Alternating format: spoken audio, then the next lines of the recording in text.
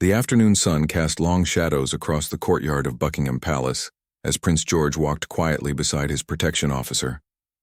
At 12 years old, the young prince had grown accustomed to the formal atmosphere surrounding royal residences, but today felt different. The usual bustling energy of tourists and staff seemed subdued, replaced by an uncomfortable tension that even a child could sense.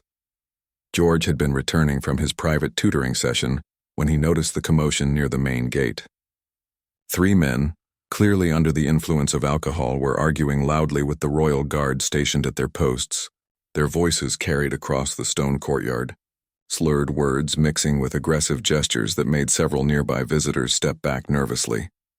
The young prince slowed his pace, his curiosity overriding the gentle guidance of his protection officer, who was trying to steer him toward a side entrance. George had always been fascinated by the guards who protected his family's home.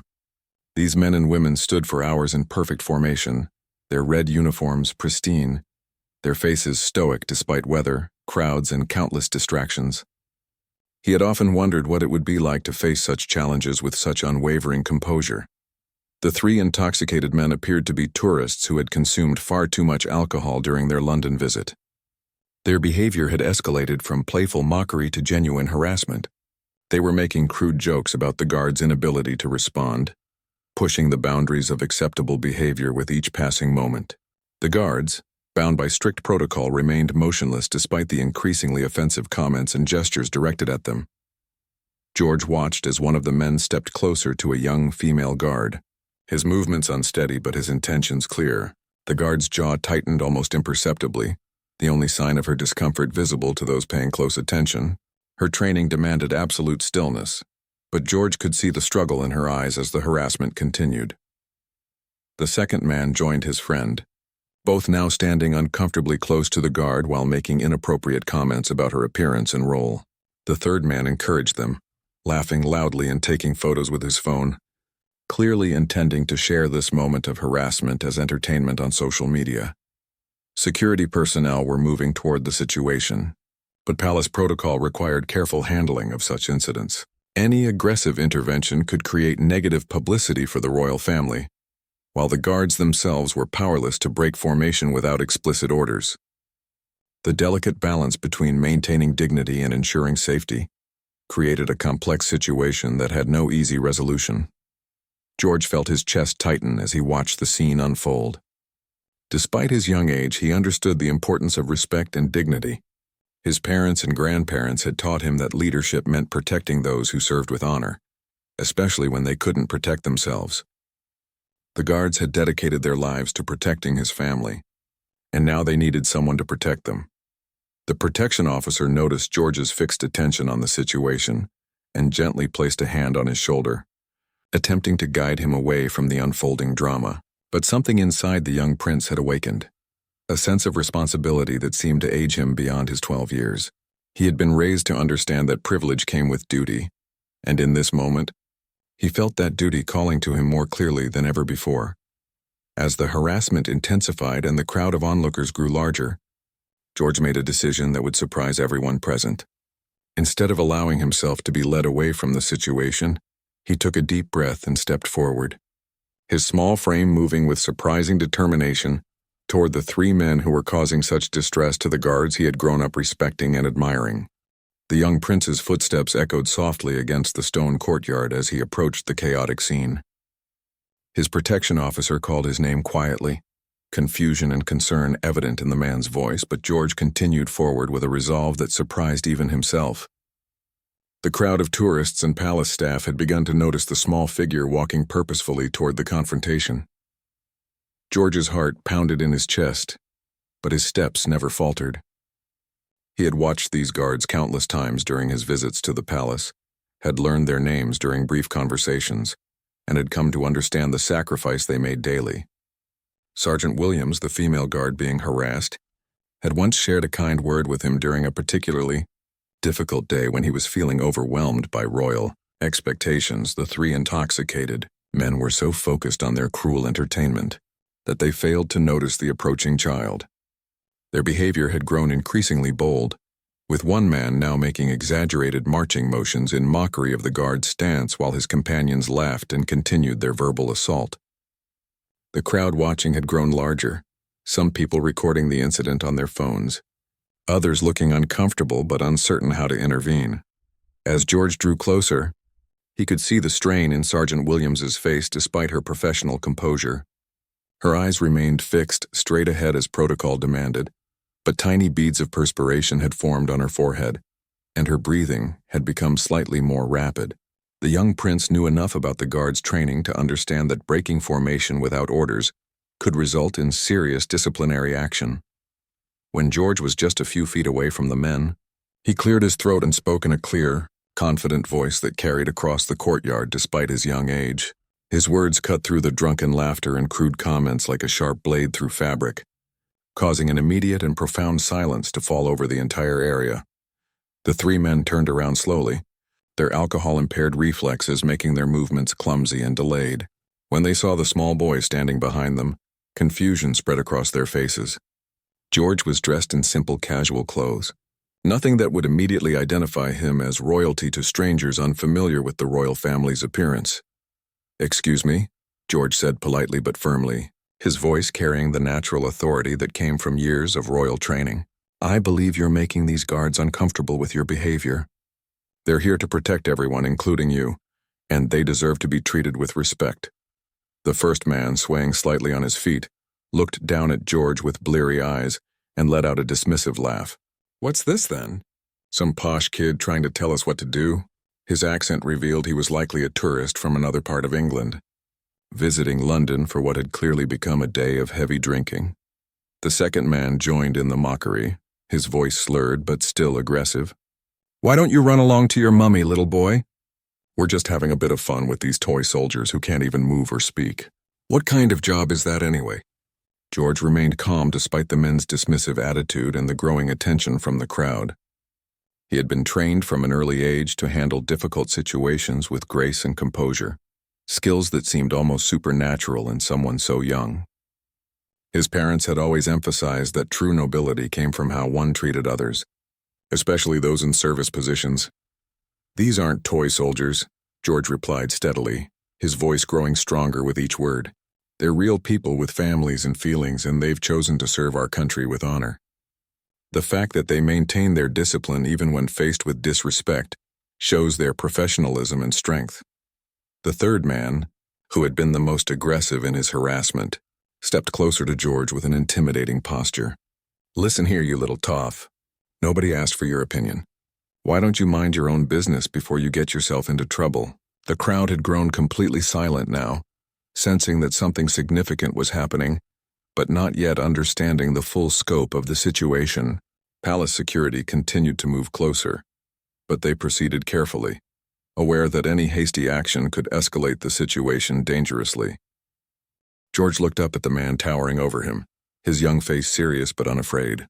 The alcohol on the man's breath was strong, and his aggressive posture would have intimidated most adults, let alone a 12-year-old child. But George had been raised in an environment where composure under pressure was not just expected but essential. "This is my business," George replied calmly, his voice carrying an unexpected weight that made several people in the crowd lean forward to hear better. "These guards work very hard to keep everyone safe, and treating them badly isn't right. Would you want someone to treat your family members this way if they were doing their job?" The first man laughed harshly, but there was something different in his expression now, a flicker of uncertainty as he began to process the child's confident demeanor and articulate speech. "Your business? What makes it your business, kid? You some kind of palace tour guide or something?" George's protection officer had positioned himself closer now, his hand moving subtly toward his radio while maintaining a respectful distance. He knew better than to interfere with George's actions unless the situation became physically dangerous, but he was prepared to act instantly if needed. The other security personnel had formed a loose perimeter around the group, their presence becoming more obvious to the growing crowd of onlookers. "I think these guards are very brave," George continued, his young voice carrying clearly across the now silent courtyard. "They stand here for hours, protecting all of us, even people who don't appreciate what they do. They can't defend themselves because of their duties, which makes them even braver for taking on this responsibility." Sergeant Williams, still maintaining her rigid posture, felt her eyes begin to sting with emotion.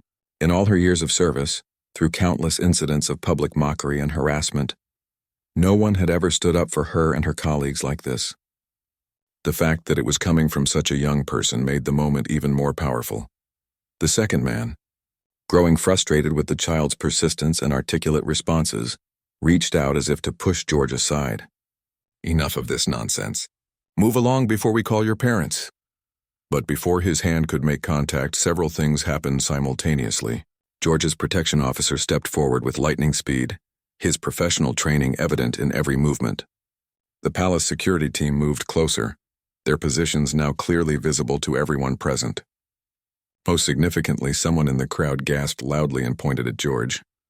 "Oh my God," a woman's voice called out clearly. "That's Prince George. That's the Prince of Wales." The recognition spread through the crowd like wildfire. Phones that had been recording the harassment of the guards were now focused entirely on the young prince, who had stepped forward to defend them. The three intoxicated men suddenly found themselves the center of attention for entirely different reasons than they had expected. The first man's face went pale as the reality of the situation began to penetrate his alcohol-clouded judgment. The second man stumbled backward, his aggressive posture immediately deflating as he realized who he had been speaking to so dismissively. The third man, who had been about to physically intimidate a child, now stood frozen in place as the full weight of his actions became clear. George remained perfectly calm despite the sudden shift in atmosphere. He had revealed his identity not out of a desire for special treatment, but because he understood that sometimes authority must be used to protect those who cannot protect themselves. His parents had taught him that royal privilege was meaningless unless it served others. "I wanted you to know who I am," George said quietly, his words carrying to every person in the now completely silent courtyard. "Because I want you to understand how important these guards are. They protect my family every day, and they protect yours too when you visit here. They deserve respect, not harassment." The three men stood in shocked silence, the reality of their situation finally becoming clear through the fog of alcohol and poor judgment. They had not only been harassing royal guards, but had been dismissive and aggressive toward a member of the royal family itself. The legal and social implications of their behavior were beginning to dawn on them with sobering clarity. The crowd watched in fascination as the young prince, who could have used his authority to have the men immediately arrested or removed, instead continued to speak with them with patience and dignity. His approach was teaching everyone present a lesson about true leadership and the proper use of power that they would never forget. The silence that followed George's revelation seemed to stretch endlessly across the courtyard. The three men stood frozen, their minds struggling to process the magnitude of their situation. What had begun as what they thought was harmless fun with anonymous guards had transformed into a confrontation with royalty that could have serious consequences for their lives. The first man, who had been the most vocal in his mockery, slowly began to understand the gravity of his actions. His face had turned ashen, and his hands trembled not just from alcohol but from the dawning realization of what he had done. He opened his mouth several times as if to speak, but no words came out. George noticed the man's distress and, despite having every right to be angry or demanding, chose instead to extend compassion. "I can see you're upset," the young prince said gently. "People make mistakes sometimes, especially when they've been drinking. What matters now is what you choose to do next." The second man suddenly dropped to one knee, his action so unexpected that it caused a ripple of gasps from the crowd. "Your Royal Highness," he stammered, his voice shaking with emotion and residual alcohol effects. We didn't know. We're so sorry. We never meant any disrespect to you or your family." But George raised his hand gently, his gesture calm but authoritative. "Please stand up," he said kindly. "You don't need to kneel for me. But I do want you to understand something important. You weren't disrespecting me when you harassed these guards. You were disrespecting them, and that's what matters most here." The third man, who had been the most aggressive and had nearly pushed George, was now visibly shaking. Tears had begun to form in his eyes as the full weight of his behavior became clear. He realized he had been moments away from physically assaulting a child, a member of the royal family, in front of dozens of witnesses and cameras. George turned to address this man directly, his young face showing wisdom far beyond his years. "I know you're scared right now, and that's understandable. But these guards you were bothering, they feel scared sometimes too when people treat them badly. The difference is they have to stand there and take it because it's their job. Sergeant Williams, still maintaining her position but now with tears openly streaming down her face, had never experienced anything like this moment. Throughout her military career and her time as a Royal Guard, she had faced countless challenges and indignities, but she had never had someone, especially someone so young and important, defend her honor so eloquently and bravely. The crowd had grown significantly larger now, with people pushing gently forward to witness this extraordinary scene. Many were recording on their phones, but the atmosphere had shifted completely from the earlier carnival-like atmosphere of watching a confrontation to something resembling a sacred moment of teaching and learning. George looked at each of the three men in turn, his expression serious but not harsh. "I want you to think about how you would feel if someone treated your sister, your mother, or your daughter the way you treated this guard today. She has a family too. She has feelings too. And she chose to serve our country, which makes her special and deserving of respect." The first man finally found his voice, though it came out as barely more than a whisper. "We're truly sorry, Your Royal Highness. We've been drinking and we got carried away, but that's no excuse. We know that now." "I appreciate your apology," George replied, "but you shouldn't be apologizing just to me. These guards are the ones you hurt with your actions. They are the ones who deserve to hear that you understand what you did wrong." The suggestion hung in the air like a challenge. The three men looked at each other, then at the stoic guards who remained in their positions, and finally back at the young prince who had somehow managed to turn their day of thoughtless entertainment into a profound lesson about respect, dignity, and personal responsibility. George waited patiently, allowing the men time to process his words and make their own choice about how to proceed. He understood instinctively that forced apologies held little value, but genuine recognition of wrongdoing and sincere attempts to make amends could transform both the apologizer and the recipient.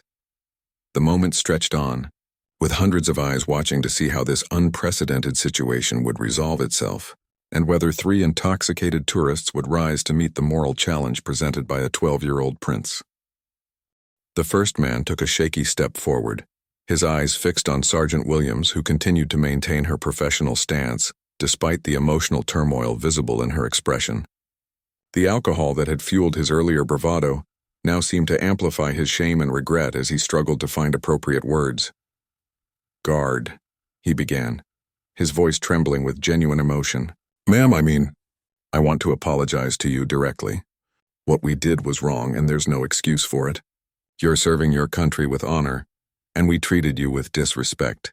I'm truly sorry." His companions, witnessing his genuine attempt at redemption, found their own courage to step forward. The second man, still pale and shaken, addressed not just Sergeant Williams but all the guards within hearing distance. "We all owe you apologies. We came here as tourists and behaved like fools. You dedicate your lives to protecting others, and we made your job harder instead of appreciating your service." The third man, who had been the most aggressive, was now crying openly. His approach to Sergeant Williams was hesitant, as if he feared his very presence might cause her further distress. I nearly pushed a child. I almost put my hands on Prince George. And before that I was treating you terribly. I don't know how to make this right, but I want you to know that I understand how wrong I was." George watched this transformation with quiet satisfaction, understanding that he was witnessing something rare and valuable. Genuine human growth occurring in real time. The men weren't just apologizing because they had been caught or because they feared consequences. They were experiencing actual remorse for their actions. Sergeant Williams, while maintaining her position, allowed her eyes to shift briefly to meet those of each man as they apologized.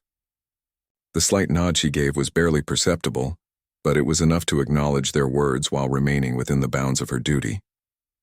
The other guards nearby also showed subtle signs of acceptance, their rigid postures softening almost imperceptibly. George stepped forward again, his young voice carrying clearly across the hushed courtyard. "Thank you for apologizing properly.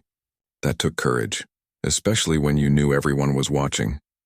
Now you understand that these guards are real people with real feelings, just like your own families at home." The crowd that had gathered was witnessing something extraordinary. Social media posts were already beginning to spread the story around the world, but those present understood they were seeing something that transcended viral content. They were watching a masterclass in leadership, dignity, and the power of standing up for others. One woman in the crowd stepped forward, her voice clear and emotional. "Your Royal Highness, thank you for showing us all what real courage looks like. My brother is a soldier, and seeing you defend these guards means more than you could know." Others in the crowd began to echo similar sentiments. A father lifted his young daughter onto his shoulders so she could see better, whispering to her about the importance of what they were witnessing. An elderly veteran, recognizing the military bearing of the guards, saluted them respectfully, his action inspiring others to show their own signs of appreciation. George noticed the crowd's positive response and saw an opportunity to extend the lesson even further. "These guards represent all the people who serve others every day," he said, his voice now addressing the entire gathering. "Police officers, firefighters, soldiers, doctors, teachers, and so many others. When we see people doing difficult jobs to help others, we should thank them, not make their work harder." The three men, now completely sober in their understanding if not in their blood alcohol levels, stood quietly absorbing not just George's words but the entire atmosphere of respect and appreciation that had replaced the earlier mood of mockery and harassment.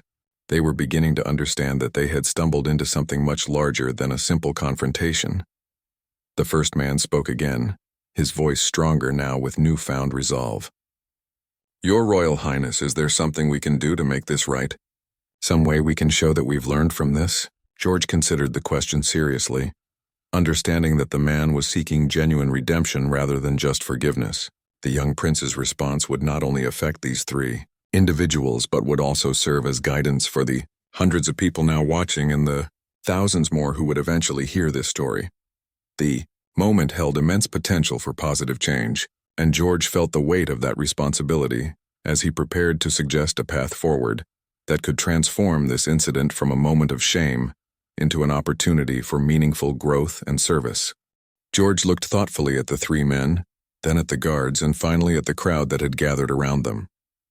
His young mind was processing not just the immediate situation, but the broader implications of how this moment could create positive change beyond the palace walls.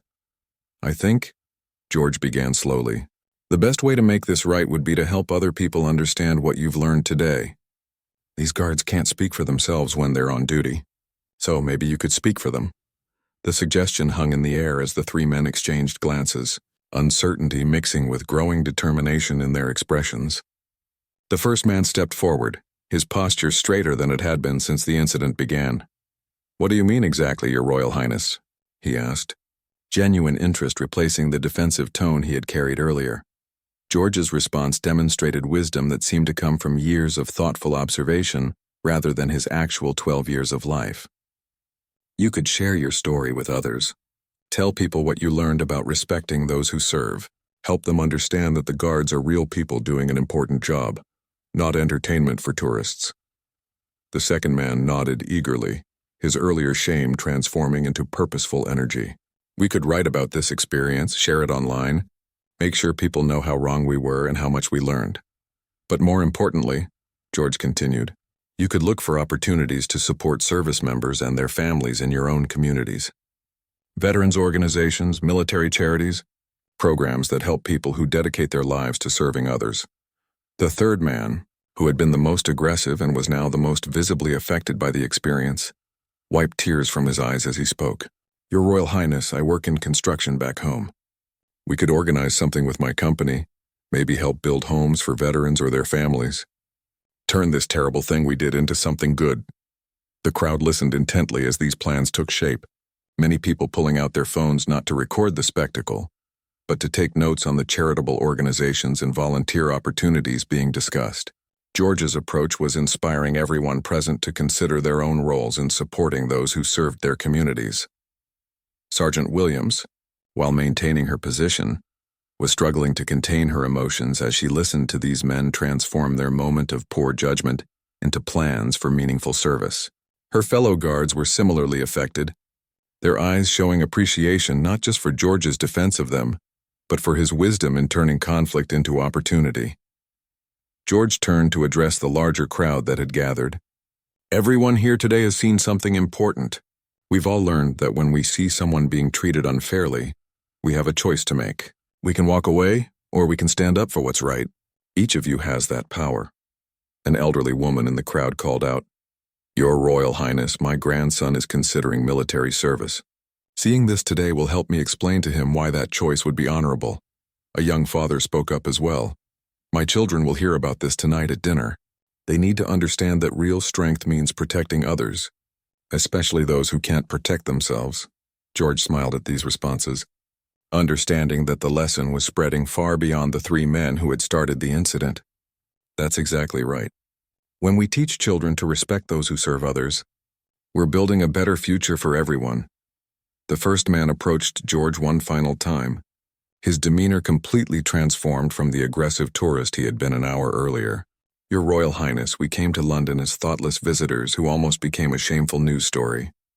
Instead, because of your courage and wisdom, we're leaving as people who understand something important about service and respect. Thank you for teaching us rather than simply punishing us." George's response reflected both his royal training and his natural character.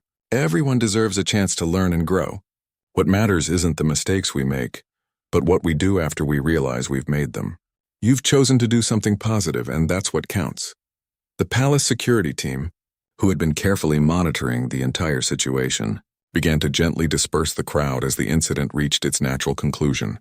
The three men, now completely sober in their understanding of what had transpired, prepared to leave the palace grounds with a completely different perspective than they had arrived with. As they walked away, each man paused to offer one final respectful nod to the guards they had earlier harassed, a gesture that was returned with subtle acknowledgments that maintained military protocol, while expressing mutual respect and understanding. As the crowd began to disperse and the three men walked away from the palace with completely changed perspectives, George remained in the courtyard for a few more moments.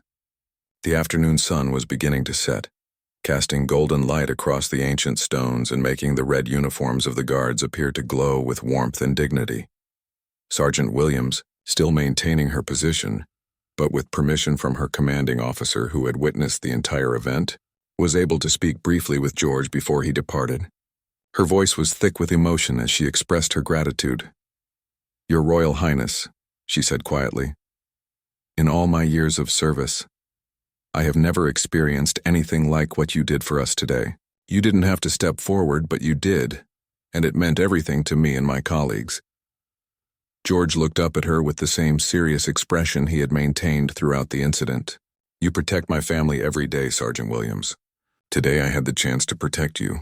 That's what families do for each other." His words brought fresh tears to her eyes, but they were tears of pride and gratitude rather than the earlier distress. The other guards nearby, while maintaining their positions, showed their appreciation through subtle nods and the slightest of smiles. As George walked back toward the palace with his protection officer, news of the incident was already spreading far beyond the courtyard. The story began appearing on social media platforms, shared by dozens of people who had witnessed the events firsthand. Unlike many viral stories that spread due to conflict or controversy, this one spread because of its message of courage, respect, and redemption. Within hours, major news organizations around the world were covering the story. The headlines varied, but they all captured the essence of what had transpired. A young prince who chose to defend those who served others, turning a moment of harassment into a lesson about dignity and service. The three men, true to their word, began sharing their own accounts of the experience. Their posts on social media were raw and honest, describing their shame at their initial behavior and their gratitude for the lesson they had received. They encouraged others to treat service members with respect and to stand up for those who couldn't defend themselves. More importantly, they followed through on their commitments to support veterans and service members in their home communities. The construction worker organized his company's first charity build for a disabled veteran's family. The other two men began volunteering with organizations that supported military families, turning their moment of poor judgment into years of meaningful service. The impact of George's actions extended far beyond the immediate incident. Schools began using the story as a teaching tool about courage, respect, and standing up for others. Military organizations reported increased public support and appreciation for their members. Tourism to Buckingham Palace increased as people came hoping to witness the same level of dignity and service they had read about in the news. Perhaps most significantly, the story inspired countless individuals to examine their own behavior, towards service members and others in positions where they couldn't defend themselves. Restaurant servers, retail workers, public servants, and others in service positions reported noticeable improvements in how they were treated by the public. George's parents, when they learned of the incident, felt immense pride in their son's actions. His father, Prince William, spoke privately with George about the incident, praising his courage while also discussing the responsibilities that came with his position and actions. "You showed real leadership today," Prince William told his son, "not because you used your title or authority, but because you chose to protect others when they needed protection. That's what being royal really means." Years later, when George would look back on this incident as a young adult, he would understand it as a defining moment in his development as a future leader. It taught him that true power came not from commanding others but from serving them, and that real courage meant standing up for what was right even when it was difficult or uncomfortable. The guards at Buckingham Palace never forgot that day when a 12-year-old prince stepped forward to defend their honor. For them, it became a symbol of why their service mattered, and a reminder that even in moments of difficulty or disrespect, there were those who recognized and appreciated their sacrifice. The story became part of royal family lore, passed down as an example of how privilege should be used to protect and uplift others, rather than to gain advantage over them. It demonstrated that leadership was not about age or position, but about character, and the willingness to act when action was needed. Most importantly, it showed the world that sometimes the most powerful lessons come from the youngest teachers, and that courage, respect, and dignity are values that transcend age, status, and circumstance. Prince George had not only defended the guards that day, he had defended the very principles upon which service, honor, and human decency are built.